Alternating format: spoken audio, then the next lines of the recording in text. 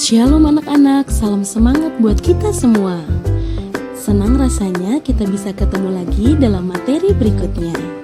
Baiklah, sebelum kita mulai belajar, mari kita bersatu dalam doa.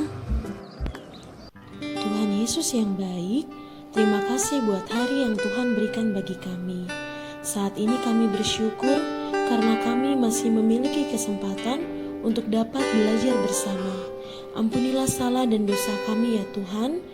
Layakkan kami menerima pelajaran yang Tuhan berikan saat ini dengan baik, agar kami dapat melakukannya dalam hidup kami sehari-hari. Berkatilah kami Tuhan, kami serahkan pelajaran kami dari awal, pertengahan hingga akhir. Di dalam nama Tuhan Yesus, haleluya, amin.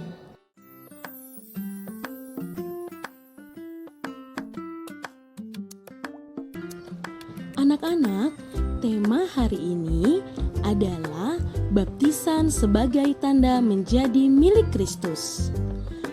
Baptisan berasal dari bahasa Yunani, yaitu baptizo, berarti menyelamkan atau mencelupkan.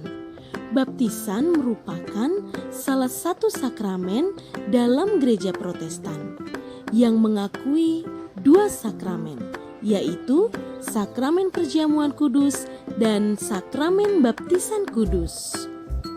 Dalam Roma 6 ayat 16, Rasul Paulus mengajarkan bahwa baptisan merupakan tanda pertobatan manusia yang ingin masuk ke dalam hidup baru di dalam Kristus. Baptisan kudus merupakan tanda seseorang menjadi bagian dari persekutuan orang percaya yang telah bertobat dan bersedia hidup baru dalam anugerah Kristus.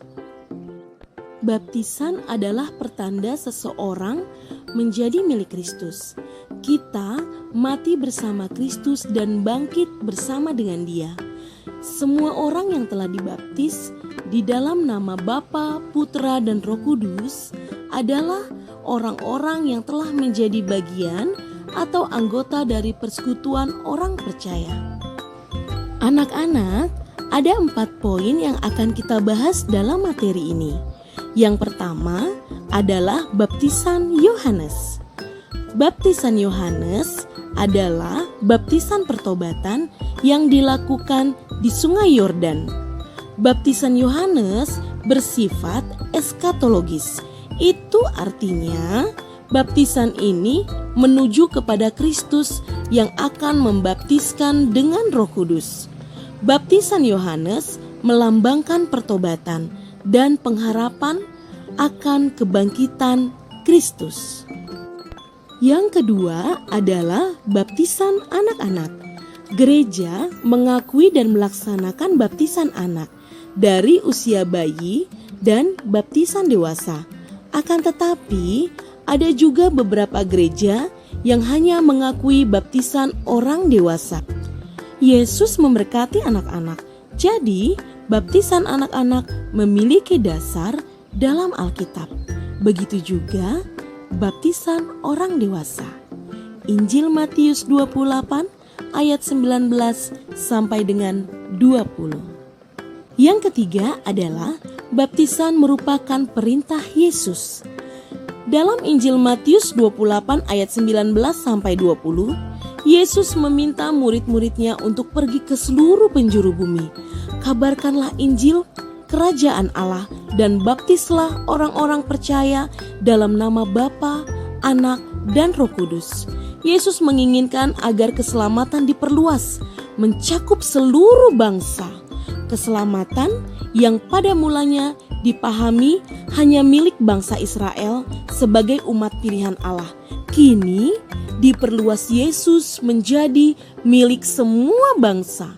Tandanya adalah melalui baptisan, dan tentunya sebelum itu mereka juga harus menerima anugerah keselamatan. Jadi unsur percaya amat penting dalam baptisan, yaitu hanya orang yang percaya kepada Kristus dan orang yang bertobat yang akan menerima baptisan kudus. Dan poin yang keempat adalah baptis percik atau selam. Alkitab tidak memberikan penekanan pada cara baptis tertentu. Alkitab lebih memberikan penekanan pada makna baptisan. Setiap gereja melakukan cara baptisan menurut tradisi dan aturan gereja masing-masing.